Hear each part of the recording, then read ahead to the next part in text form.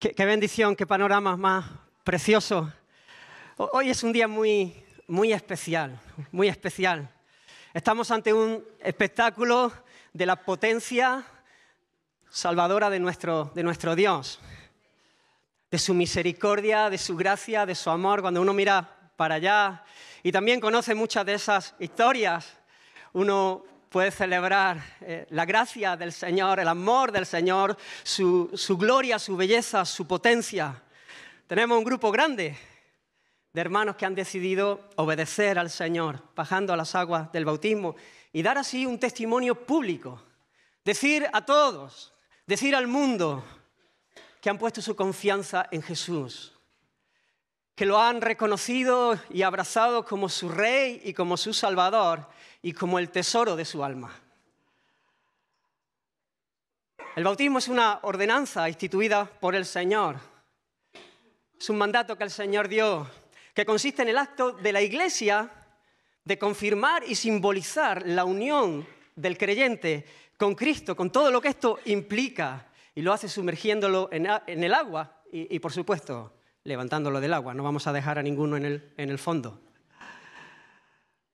Y lo hace de esta manera, confirmando y simbolizando esta unión del creyente con Cristo, pero también es un acto del creyente, dando testimonio de su consagración a Cristo y a su pueblo delante del mundo. Y algunos pueden preguntarse, ¿cómo es posible, no? Bueno, hemos dicho la media de edad es joven, hay algunos muy jóvenes, otros más mayores, pero ¿cómo es posible que esta gente, pensarán algunos, se hayan tragado este rollo que suena a locura en pleno siglo XXI, en medio de una cultura del primer mundo? ¿Cómo es posible que puedan identificarse con un mensaje así? De manera que no sientan ni vergüenza de dar un testimonio público, de decirle al mundo lo que han creído. El apóstol Pablo, el hombre rescatado por el Señor para llevar el evangelio más allá del pueblo judío, a los gentiles, no había tenido todavía la ocasión de poder estar en Roma, la gran ciudad. Y parece que había algunos que señalaban y decían que Pablo no se había atrevido a ir a Roma, no había ido por allí todavía porque tenía temor, porque tenía miedo, porque claro, quizá el mensaje que iba predicando, el mensaje que iba anunciando, pues era un mensaje que en algunas aldeas pequeñas, en algunos sitios donde se moviesen personas supersticiosas, incultas quizá, pues todavía allí podrían abrazar un mensaje como ese, pero en la gran ciudad, en Roma, donde allí estaba la gente más importante, la crème de la crème, los grandes maestros, los filósofos más reconocidos, los grandes predicadores y oradores. Allí él no se atrevía, pero el apóstol dice, no, que va. Para nada esto se ajusta a la realidad, esto no tiene nada que ver con el hecho de que yo todavía no haya podido estar en Roma. He sido estorbado, no he podido, pero estoy deseando estar allí. Estoy deseoso de poder estar en medio de vosotros y poder compartir el mensaje del Evangelio. Él está allí deseoso porque su corazón arde por amor a Dios. Porque él tiene un deseo profundo de que Dios sea reconocido, sea estimado como lo que es, sea apreciado y valorado, porque Él es otro, Él es precioso, Él es glorioso, Él es digno de recibir nuestra admiración y nuestra devoción. Así que Él está deseoso de poder compartir y está también deseoso de que ellos puedan recibir la bendición, el regalo del cielo. Y Él sabe perfectamente que lo que tiene que hacer para que esto se dé es predicar la buena noticia del Evangelio. Por eso él dice, yo no me avergüenzo. Y ese es el texto que quiero compartir en esta mañana. Y se encuentra en la carta del apóstol Pablo a los Romanos, el capítulo 1, los versículos 16 y 17.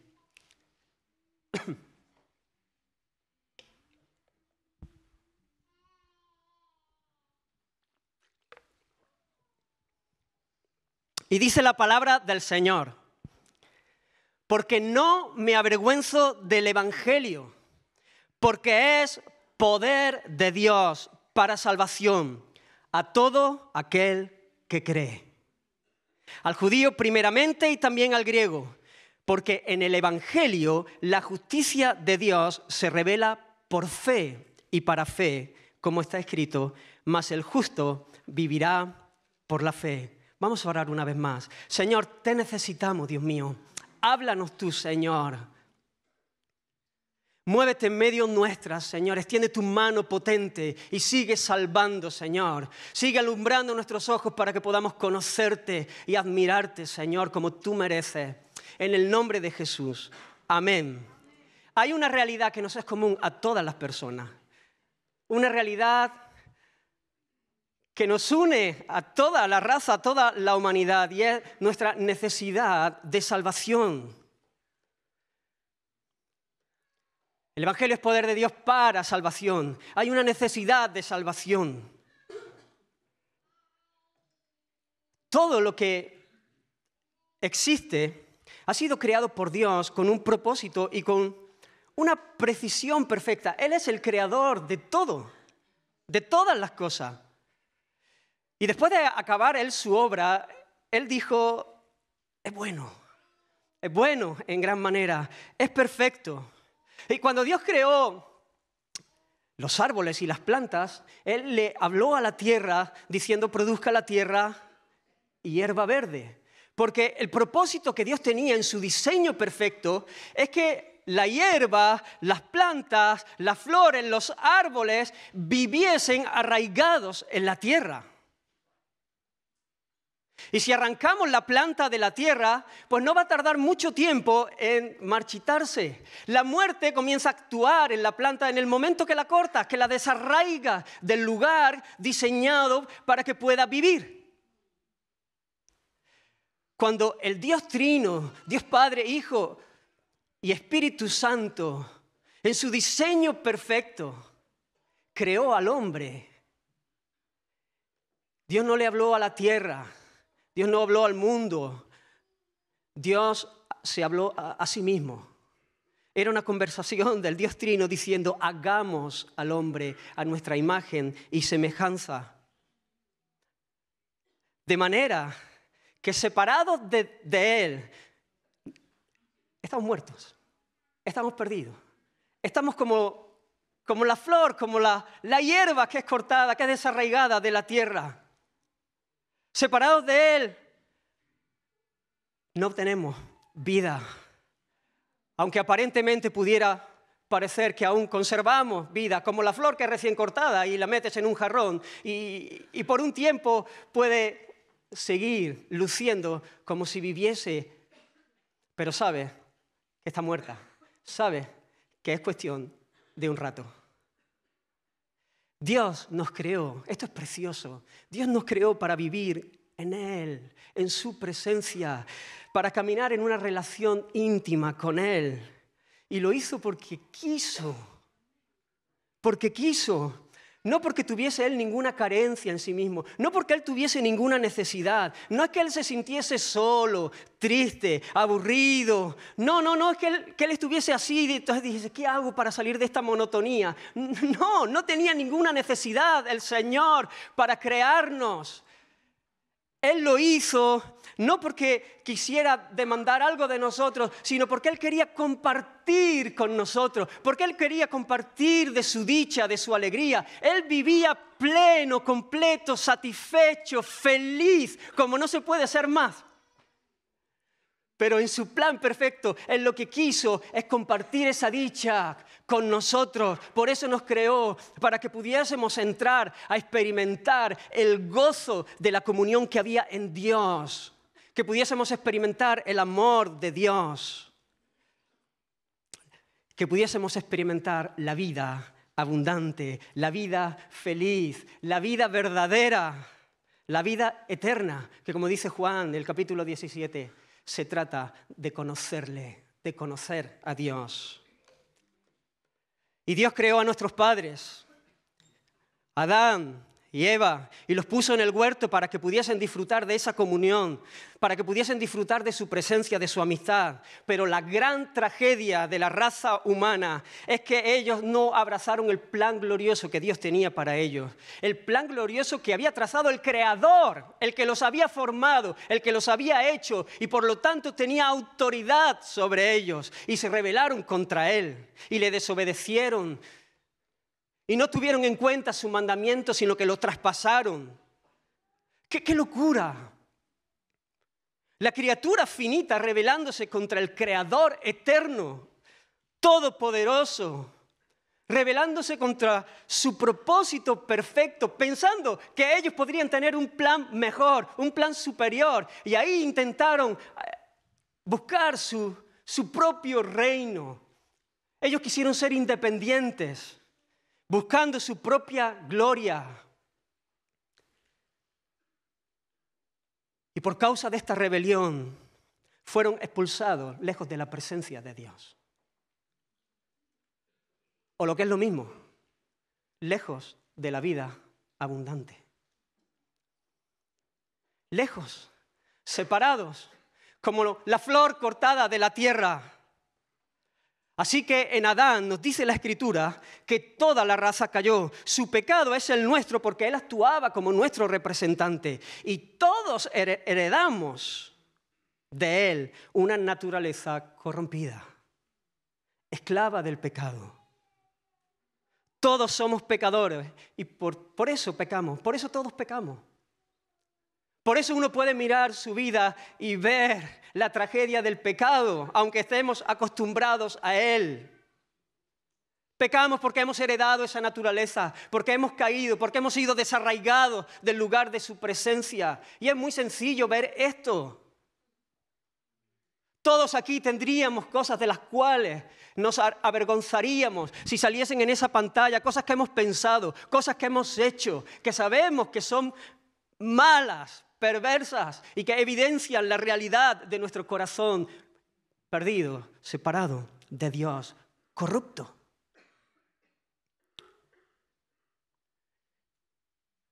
Y al ser separados y al haber caído y al tener este corazón torcido, la humanidad sigue corriendo por alcanzar la vida que perdió.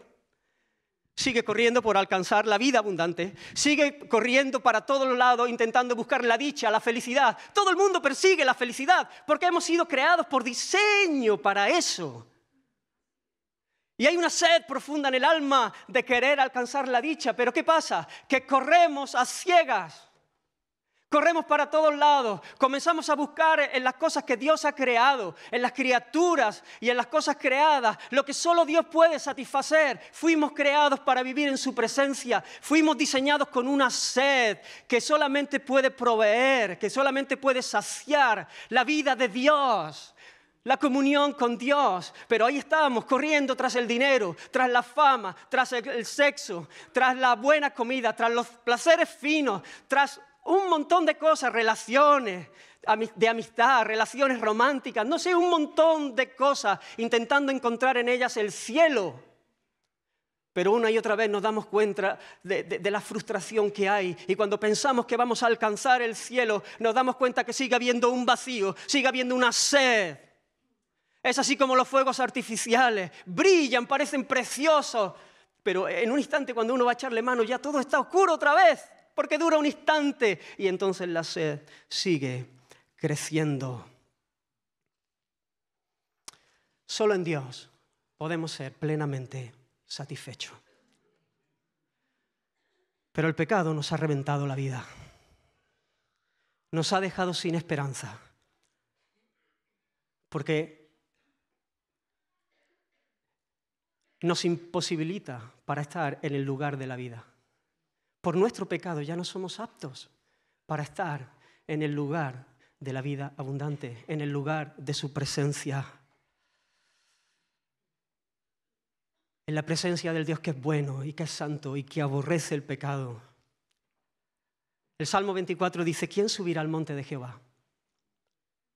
¿Quién? ¿Quién subirá al monte del Señor? ¿Quién subirá al lugar de su presencia? Y sigue diciendo, limpio de manos y puro de corazón. El que no ha elevado su alma a cosas vanas, a ídolos falsos. El que no ha jurado con engaño. Y la pregunta es, ¿hay alguien apto? ¿Hay alguno? La Escritura es muy clara en esto, no hay justo ni aun uno. Todos tenemos las manos sucias, todos tenemos el corazón manchado. Todos hemos dado lugar a ídolos en nuestro corazón que le corresponde al Dios verdadero. Todos hemos jurado con engaño. Así que la situación es terrible. Excomulgados fuera de la presencia del Señor, muertos espiritualmente, con un corazón insensible a las cosas de Dios, corriendo de espaldas, justamente en la dirección opuesta a la dicha y a la vida, impotentes, sin capacidad en nosotros para salvarnos a nosotros mismos, culpables, esclavos del pecado y esclavos del diablo, y bajo la santa ira de Dios, santa, justa ira de Dios, camino al infierno. Porque Dios nunca da por inocente al culpable.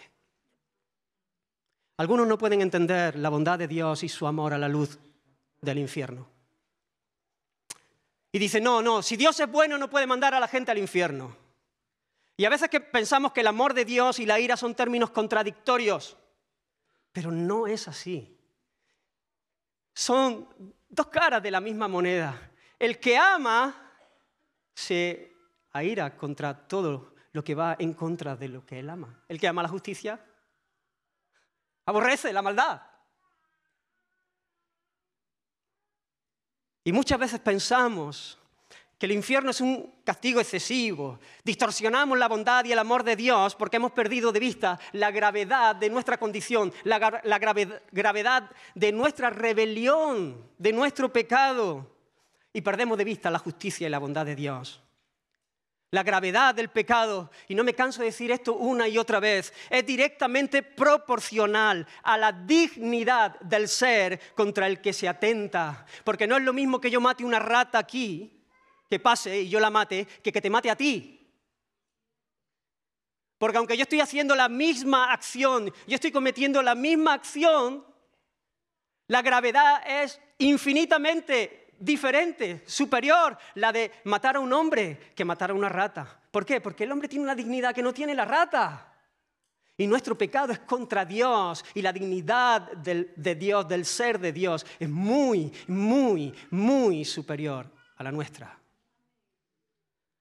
De manera que Dios, si perdonase el pecado sin más,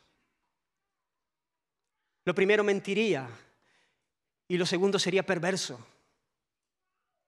Porque Él es justo y bueno, y el bueno juzga con justicia. Roma, con todos sus brillos, con toda su pompa, con toda su sabiduría y su poder, no escapaba de esta realidad. Eran personas creadas para la gloria de caminar con y para Dios, y sin embargo vivían de espaldas a Él. Se estaban dejando la vida tras ídolos falsos, en busca de la dicha, tras cosas que lo único que hacían era arruinarle más, separarles más de Dios. Por eso el apóstol tiene el deseo profundo en su corazón de ir y predicarles el Evangelio, que es la buena noticia. Porque aunque el cuadro es terrible, hay esperanza. Por eso nosotros somos predicadores del Evangelio, pero el Evangelio se entiende a la luz de la mala noticia de la condición del hombre por causa de su pecado. Ahora, ¿cómo es posible que haya esperanza para el pecador que se ha rebelado contra el Dios santo y justo? La respuesta la encontramos en ese glorioso mensaje, el Evangelio de la gloria de Cristo. Y el Evangelio es una buena noticia, es el anuncio objetivo de un acontecimiento que ha cambiado la historia de la humanidad. Es el anuncio de lo que Dios ha hecho a fin de poder restaurar lo que nosotros habíamos echado a perder con nuestra rebelión, a fin de que podamos ser reconciliados con Él y disfrutar de conocerle y caminar nuevamente en el lugar de la vida abundante, en el lugar de su presencia. Todavía resuena la pregunta que deja a la humanidad en silencio: ¿quién subirá al monte de Jehová? Pero el Salmo no acaba allí. El Salmo no acaba allí, el Salmo avanza y continúa y de repente se escuchan voces de esperanza. Hay alguien que está subiendo al monte y es apto para subir al monte. Es digno de estar allí porque es limpio de manos, es puro de corazón. Hay uno que jamás ha elevado su alma a los ídolos, ni ha jurado con engaño. Hay alguien que es perfecto, que jamás ha pecado, que nunca ha transgredido ni el más mínimo mandamiento de la ley de Dios. Siempre se ha conducido cumpliendo perfectamente el deseo y la voluntad de Dios. Y así sigue el Salmo. Alzad, oh puertas, vuestras cabezas, y alzaos vosotras, puertas eternas, y entrará el Rey de gloria. ¿Quién es este Rey de gloria? Jehová, el fuerte y valiente. Jehová, el poderoso en batalla. Él es el Rey de gloria. Ahora uno se puede preguntar, ¿cómo puede ser esto? Porque Dios está en el monte, pero a la vez Jehová está subiendo al monte. Está viniendo al monte. Volvemos ahí, el Dios Trino. El Dios Trino estaba en el monte, pero a la vez descendió encarnado en el Hijo, la segunda persona de la Trinidad. Dios mismo se humilló, se despojó de su gloria, se encarnó para vivir entre nosotros y para vivir por nosotros y mostrar la gloria de Dios y reconciliarnos con Él para que pudiésemos volver a tener vida eterna. Ahora ya no es Adán.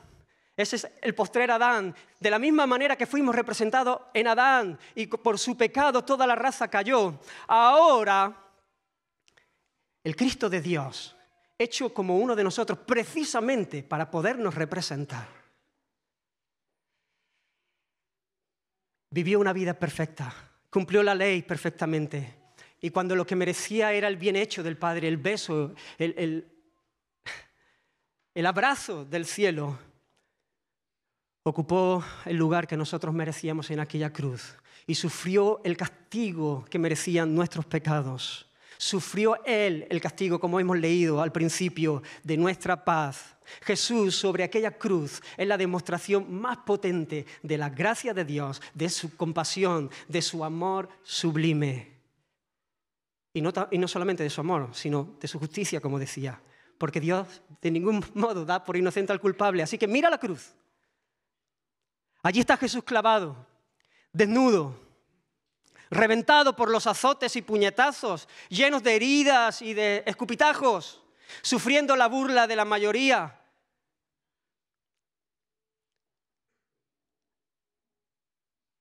Eso merecían nuestros pecados, pero hay un dolor en el Señor que nosotros no podemos entender a cabalidad, no podemos entender perfectamente, porque si esto es terrible, hay un dolor más profundo y es el hecho de que el Santo ha puesto de manera voluntaria su vida para que el Padre cargue en Él nuestra basura, nuestras miserias, nuestros pecados, lo que Él aborrece y pueda dar el pago y pueda Él pagar la culpa de un pueblo escogido por gracia. Al que no conoció pecado, por nosotros lo hizo pecado para que nosotros fuésemos hechos justicia de Dios en Él. Glorioso intercambio. Porque no solo es que Él llevó nuestros pecados y en virtud a sus sacrificios son perdonados y nuestra deuda queda saldada, sino que hay mucho más. La justicia de Cristo, sus méritos que se ponen en nuestra cuenta. Ahora en Cristo somos justos y podemos tener paz con Dios. Por eso cuando Él gritó desde la cruz, está hecho, consumado es. El velo del templo se rasgó.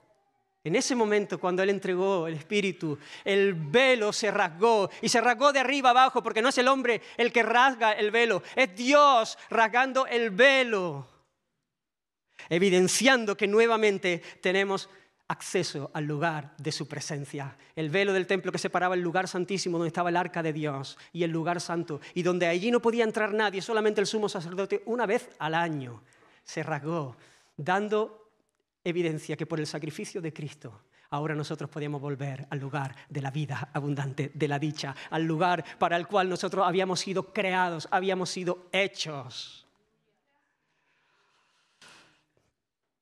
Y la historia no acabó en la tumba, porque al tercer día Él se levantó triunfante de la muerte.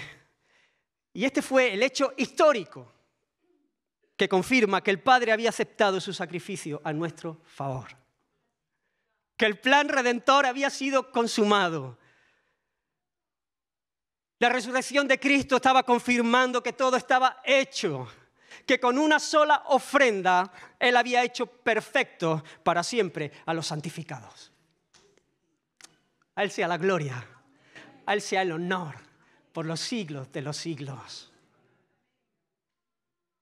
Este evangelio, este mensaje es poder de Dios para salvación. Pues ya que en la sabiduría de Dios, escribió el apóstol Pablo a los Corintios, el mundo no ha conocido a Dios mediante la sabiduría. Agradó a Dios salvar a los creyentes por la locura de la predicación. A mucha gente le va a parecer una locura, pero esta locura, bendita locura, es la potencia de Dios para salvar las almas y los cuerpos. Es por medio de la predicación de las buenas noticias del Evangelio que Dios, no nosotros, no la iglesia evangélica, que Dios opera en los corazones para salvarlos, dándoles vida, abriendo los ojos para que podamos ver su gloria, su hermosura, su belleza, que es nuestra mayor necesidad, y corramos a Él en arrepentimiento y en fe, reconociendo nuestros pecados, volviéndonos de ellos y creyendo que Él es nuestro Salvador, nuestro Redentor, nuestro Rey. El mensaje del Evangelio es exclusivo en el sentido de que no hay otra alternativa, que solamente hay un camino hacia Dios y es Cristo. Él dijo, yo soy el camino, la verdad y la vida, yo soy el camino. No hay nadie, no hay otro camino, no todos los caminos llevan al cielo. Hay un solo camino y es Cristo es el camino. Solo hay un mediador, no hay dos, no hay tres, no hay cuatro. Hay un mediador entre Dios y los hombres y este es Jesucristo, hombre. Pero a la vez es un mensaje universal, porque es un ofrecimiento a todos los que tienen la necesidad que el Evangelio viene a suplir. O lo que es lo mismo, es un ofrecimiento a todos, porque todos tienen la necesidad de venir al Señor, de ser salvos, de ser salvados de su condición. Ahora, aunque el ofrecimiento es para todos, solo se apropian los que creen. Los que no se apoyan en nada más, los que no se apoyan en su propia prudencia, los que no se apoyan en sus propios méritos, en lo que ellos pueden alcanzar, en lo que ellos pueden hacer, los que no se apoyan en sus buenas obras, sino los que ponen toda su confianza en la obra perfecta y acabada de Cristo Jesús.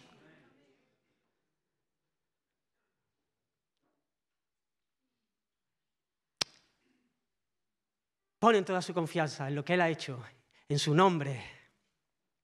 Y por lo tanto, esta confianza los lleva a rendirse por completo ante su señorío. Quieren seguirle, quieren servirle, le aman.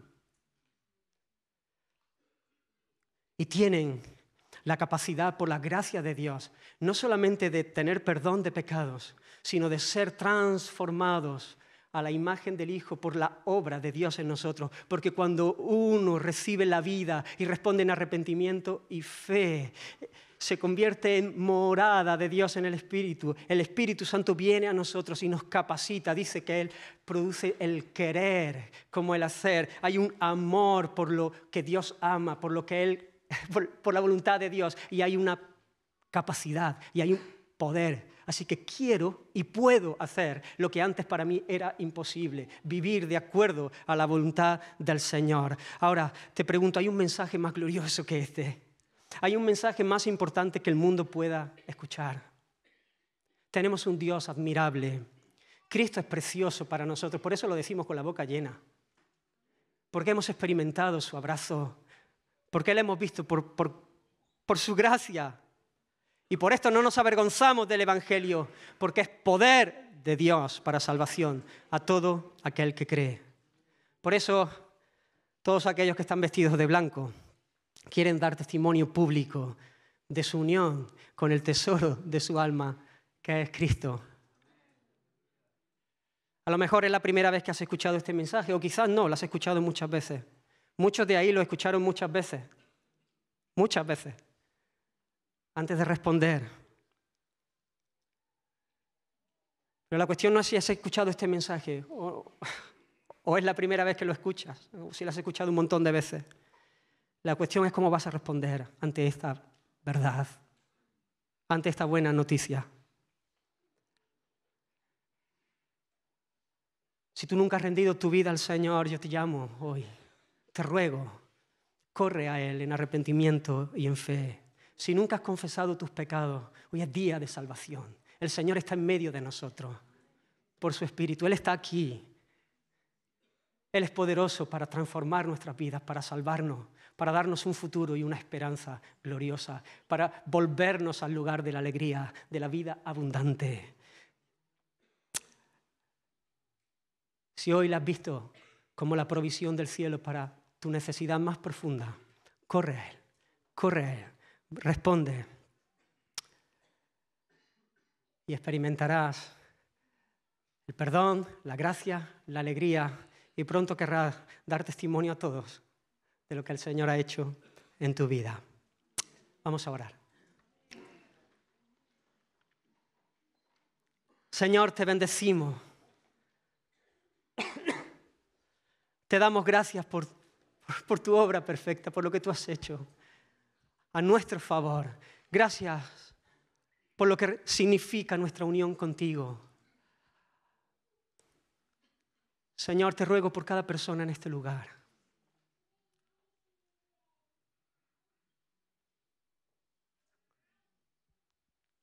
Trata con cada uno de nuestros corazones y glorifícate.